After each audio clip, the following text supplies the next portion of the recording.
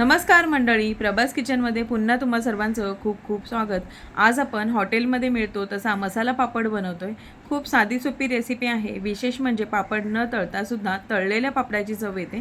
चला तर मग सुरुवात करूयात। गॅस चालू करून तवा मध्यम आचेवरती गरम करून घ्यायचा। तवा गरम झाला की ब्रशने त्याला तेल लावून घ्यायचं। तर इथे मी 2 पापड घेतलेले आहेत। पापड तुम्ही कोणत्याही कंपनीचे घेऊ शकता। तर पापड आपण यावरती ठेवून एखादं कापड किंवा स्मॅशरने आपण हा पापड अशा प्रकारे दाबून घ्यायचा, किंवा तुम्ही पापडाला सुद्धा तेल अशा प्रकारे लावून घेतलं तरी सुद्धा चालेल। आता इथे मी चपाती भाजायच्या कलत्यानेच प्रेस करून घेणार आहे। तर दोन्ही बाजूने मस्त असा पापड मी खरपूस भाजून घेतलेला आहे, तुम्ही इथे पाहू शकता। तर आता आपण प्लेटमध्ये काढून घेतला आहे। तर इथे मी हिरवी चटणी घालते यावरती। याची रेसिपी आधीच मी तुमच्यासोबत शेअर केलेली आहे।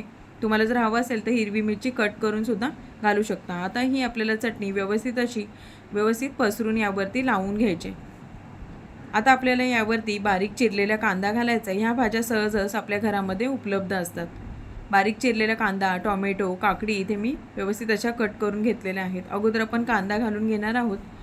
आता यावरती आपल्याला काकडी घालून घ्यायची आहे, टोमॅटो घालून घ्यायचं आहे। हवे असल्यास सर्व एकत्र मिक्स करून सुद्धा तुम्ही घालू शकता, पण असं केल्यास त्याला भाज्यांना पाणी सुटतं, म्हणून मी अशाच प्रकारे तुम्हाला इथे करून दाखवते। यावरती थोडासा चाट मसाला घालूयात।